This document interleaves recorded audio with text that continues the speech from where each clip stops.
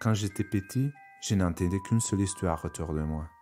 Un homme rencontre une femme, ils tombent amoureux, ils se marient, ils font des enfants, ils vivent heureux pendant le reste de leur vie. Je ne savais pas que la vraie vie était pleine d'histoires différentes dans lesquelles l'amour se manifeste dans des formes magiques et imprévisibles. Bienvenue dans la série audio Ma vie de licorne. Ma vie de licorne. Je m'appelle Lorenzo Ricciarelli et dans chaque épisode, je vous présenterai une licorne différente. Chaque licorne m'a raconté sa vie et comment elle a réussi magiquement à créer son parcours en dehors du prévisible. Cet épisode s'intitule Ma vie effacée du monde. Ma vie effacée du monde. Et c'est l'histoire d'Olivier racontée par lui-même.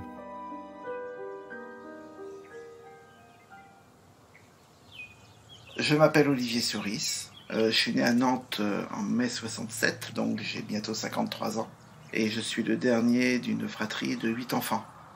Mes 3 premières années, je les ai vécues à Vertou, dans la commune de Nantes.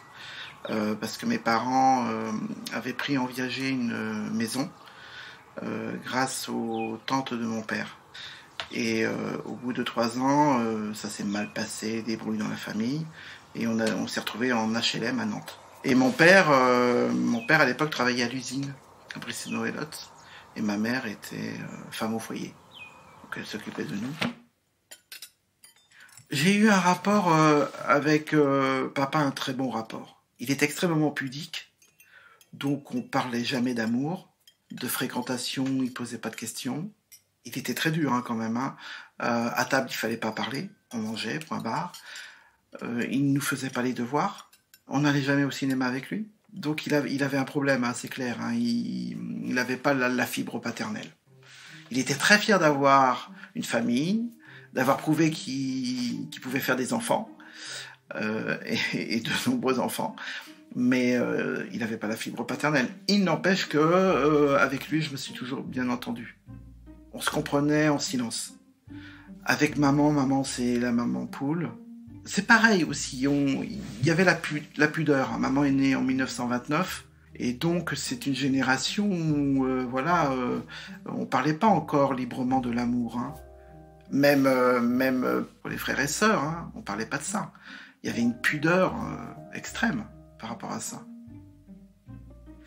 Donc du coup, j'ai surtout vécu mon enfance avec ma sœur qui est au-dessus de moi, qu'1 an plus que moi, Claire. On était très très proches, et on l'est vraiment encore. On jouait ensemble, on faisait tout. De toute façon, on dormait dans la même chambre. Et je me rappelle, souvent, tous les 6 mois, avec Claire, on changeait les meubles de disposition. Comme si on voulait voyager ensemble, partir loin. On était enfants, donc on n'avait que ce moyen-là. Et ça nous donnait la sensation, l'illusion qu'on était parti ailleurs, qu'on avait fait un voyage.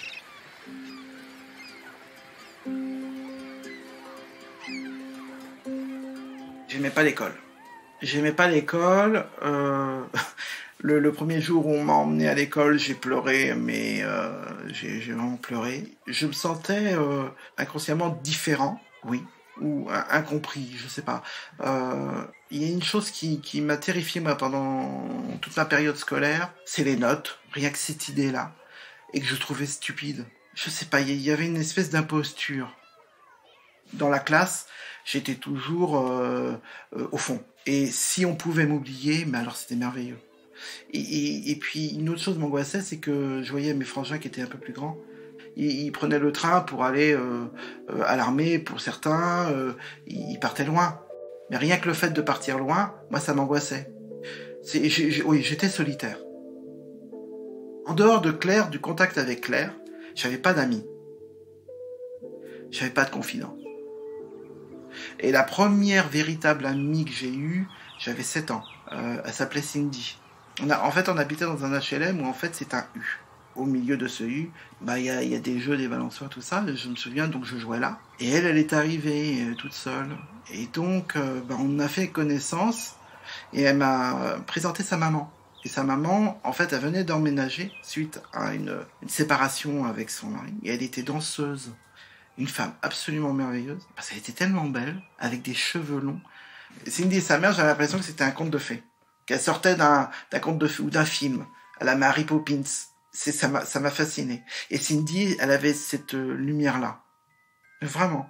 Et donc, on a sympathisé très très vite. Comme si on s'était toujours connus. On jouait ensemble. Et d'ailleurs, on a fait une petite cérémonie ensemble où on a fait un mariage à 7 ans. On s'était habillés, elle en petite mariée et moi en petit marié. Et on faisait le tour comme ça en disant on est mariés, on est mariés, on est mariés. Et j'adorais Cindy. Et puis avec Cindy, c'était une fille très solitaire. Donc c'est pour ça aussi que je m'entendais bien avec. Elle n'avait pas d'amis non plus.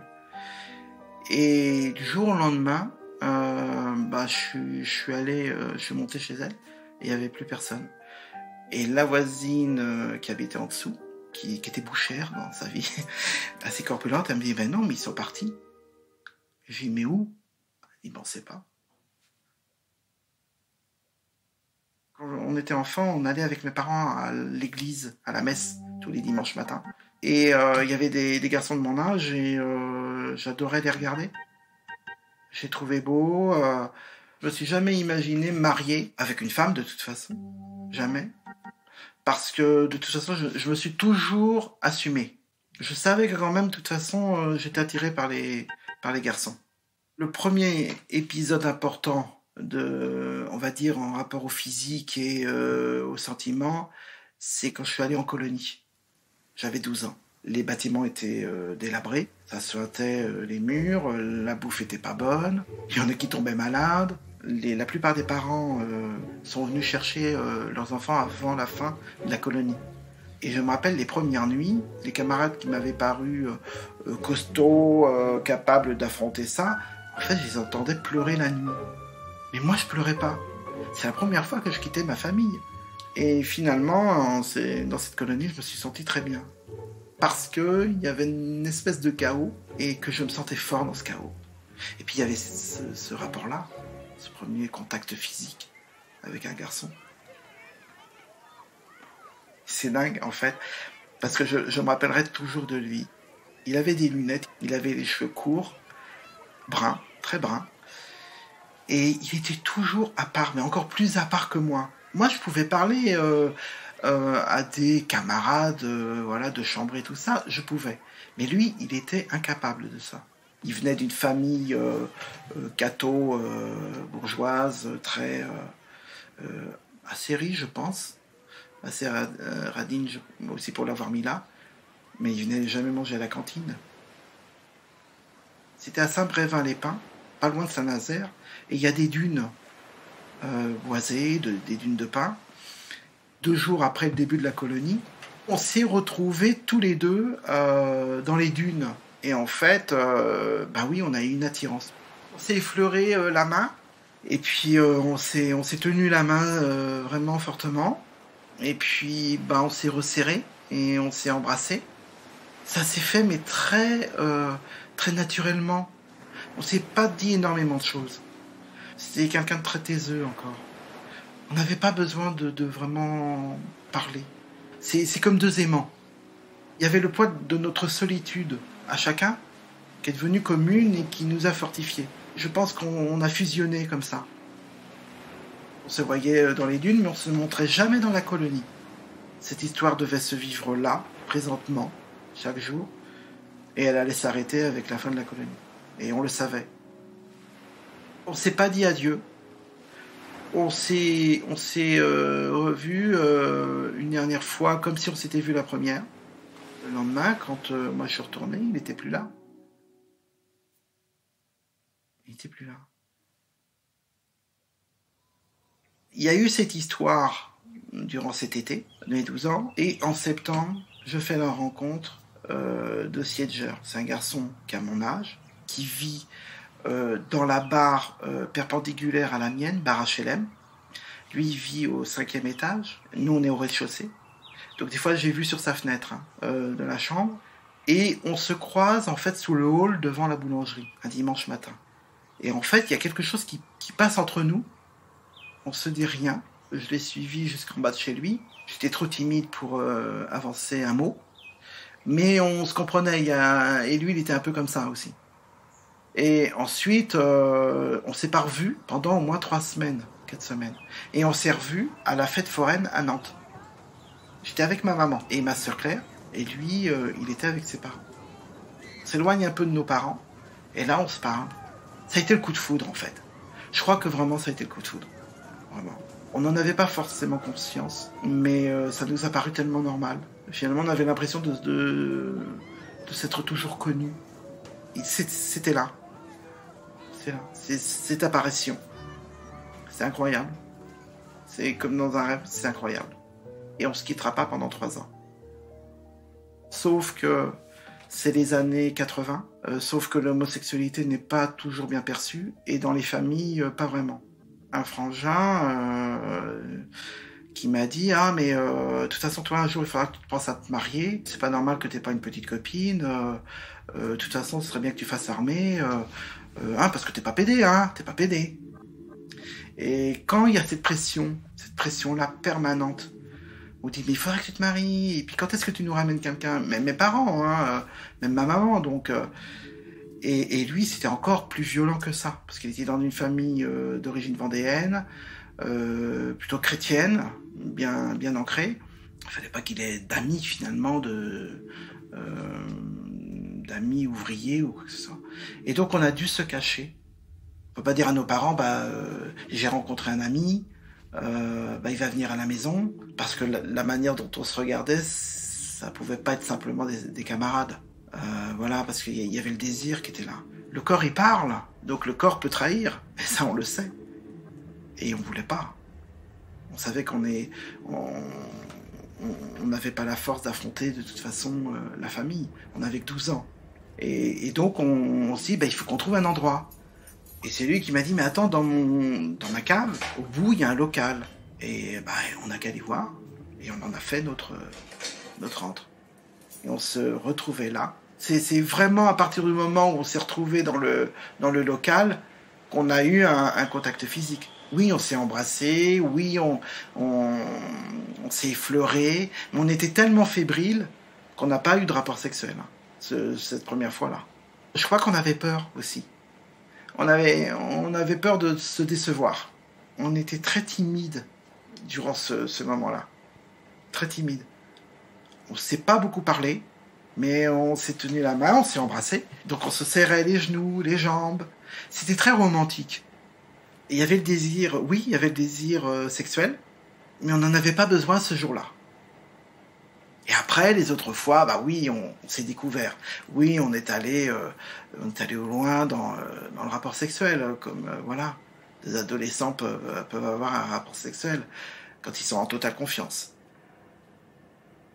On se voyait pas en dehors parce que, encore plus que moi, mais lui, il avait une peur bleue de ses parents, de son père qui était un homophobe terrible. Il n'a jamais frappé, je veux dire, cogné contre un mur, mais ça aurait pu. Et puis moi, de toute façon, oui, ça m'a forcé à mener une double vie. Même à ma sœur Claire, j'en ai jamais parlé. Alors encore moins à mes parents, encore. Et de toute façon, j'avais pas d'amis en dehors. Vraiment le solitaire. Donc je n'avais que lui. Et il n'avait que moi. Alors c'est pas son vrai prénom, mais c'est parce qu'il détestait son prénom. Et il m'a dit, trouve-moi quelque chose, mais pas mon vrai prénom. Donc on était influencés, je pense, par les films américains ou un truc comme ça. Et je sais pas, il y avait une connotation Sieger, un peu américain, ou je sais pas. Moi, j'aimais bien Sieger. Et lui, il dit, oui, c'est pas mal, moi, ça me plaît, Sieger, bon, allez. Et j'ai appelé comme ça. Cette relation avec lui, ça a duré 3 ans. Arrive début juillet 82, et c'est les grandes vacances d'été. On a 15 ans tous les deux. Donc on se dit, on va se revoir après les vacances, puisqu'on va partir chacun de notre côté, avec notre famille, en vacances. Nous, c'était la montagne, et lui, c'était la mer en Vendée. Et on s'est dit, mais peut-être que finalement, à la fin, en venant des vacances, si ça se trouve, on va fuir. On en avait marre de ça. Je reviens de vacances, j'attends, il n'est pas là, j'attends dans le local où on était. Puis je le vois pas, j'attends un jour, 2 jours, je le vois pas. Puis je vois Antonia, cette amie commune.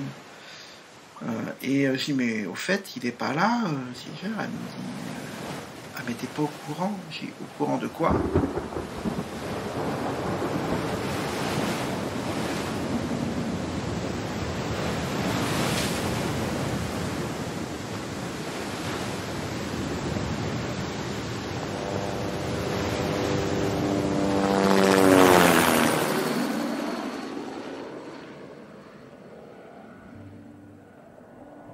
Apparemment, ils ont pris la mer, alors qu'il y avait un avis de tempête.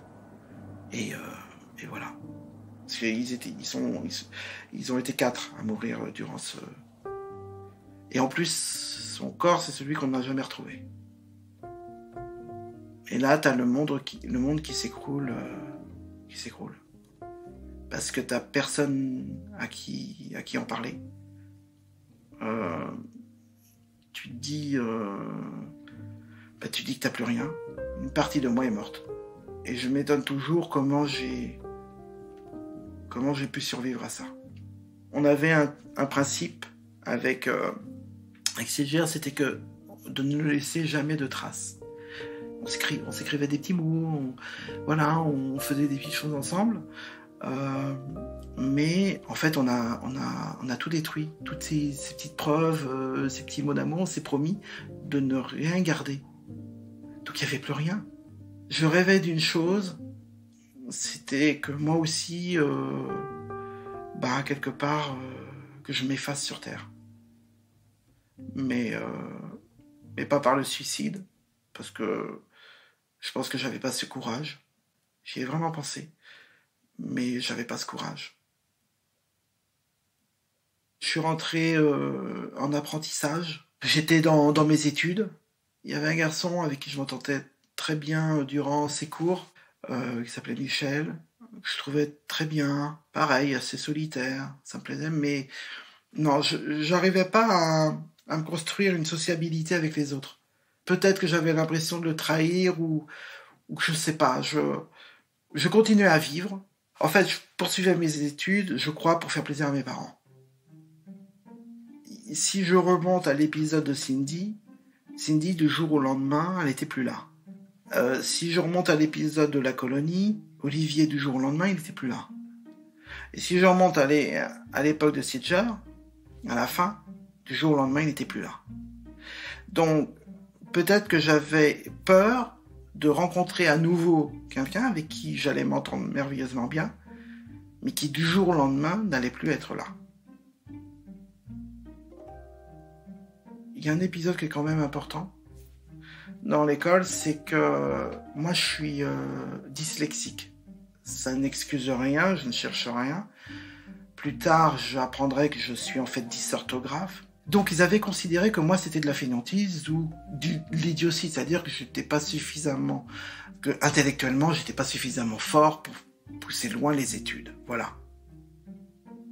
J'ai passé un CAP de floriculteur, j'ai fait ces études-là, en croyant d'ailleurs que j'allais pas l'avoir, parce que je me croyais vraiment nul. De toute façon, l'école, ça n'a jamais été mon fort. Et j'ai devancé l'appel pour aller à l'armée. Et donc, à 18 ans, j'ai fait mon armée. À Nancy, il y avait 2 amis avec qui je m'entendais très bien à l'armée. Et un jour, on se lève à 5h, à 5h30, il faut que tout le monde soit dehors, en plein hiver, à courir. Moi, j'étais nul en sport, je détestais ça. Et puis, comme je suis arrivé en retard, à un moment donné, à l'appel, il me dit tu remontes dans ta chambre. Et là, je remonte effectivement dans le dortoir. Et les 2 amis étaient en train de faire l'amour. Ils m'ont regardé, mais en souriant et presque en rigolant. C'est-à-dire que je crois qu'ils auraient aimé que je les rejoigne, en fait. Ça m'est passé par la tête, mais j'avais une trouille phénoménale qu'on nous surprenne. J'ai ouvert la porte et j'ai refermé aussitôt, j'étais rouge. Et je suis redescendu. Je suis reparti rejoindre les autres et on a fait notre sport. Dans la brume, en plein hiver. Mais j'avais pas compris qu'ils étaient ensemble. Et eux, ils étaient un peu protecteurs avec moi, ils étaient un peu plus âgés. Et là, j'ai compris pourquoi. En fait, ils m'avaient cerné. Et on se ressemblait. C'est dingue quand même, parce que on se côtoyait, on était bien ensemble, mais on s'est même pas donné nos adresses. Je crois que j'étais pas libéré de la disparition, parce que ça m'a beaucoup hanté pendant des années. Est-ce que j'avais le droit de faire quelque chose ? Peut-être que c'est ça.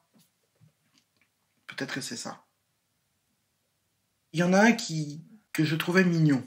Il n'était pas foncièrement beau, mais il y avait quelque chose de très sensible qui le rendait beau. Oui, alors la beauté plastique, oui, bien sûr que c'est attirant. Mais là, les failles, moi, je sais pas, il y a quelque chose d'excitant, d'intéressant dedans. Et je me rappelle, une fois, on est allé dans une boîte de nuit ensemble avec des camarades. Et en sortant de la discothèque quelques heures plus tard, on s'est fait courser par contre par des anti-militaristes. Et on s'est fait courser jusqu'à la caserne. Ils voulaient nous frapper, nous battre et tout. Et on a couru dans la rue. Et moi, on était tous les deux à courir. À un moment donné, on s'est séparés, mais on est restés tous les deux. Et dans ce danger, j'ai aimé ce danger, j'ai aimé sa présence. Et là, je crois que j'ai compris la force du fantasme. Parce que oui, je crois que je fantasmais sur lui. Et ça a peut-être réveillé un petit peu ce qui était endormi. À suivre. Vous venez d'écouter la première partie de Ma vie effacée du monde, un épisode de la série podcast Ma vie de licorne. Vous pouvez nous retrouver sur toutes les plateformes principales des podcasts et nous découvrir encore plus sur les réseaux sociaux et sur notre site mavidelicorne.com. Merci de nous avoir écoutés et à très vite.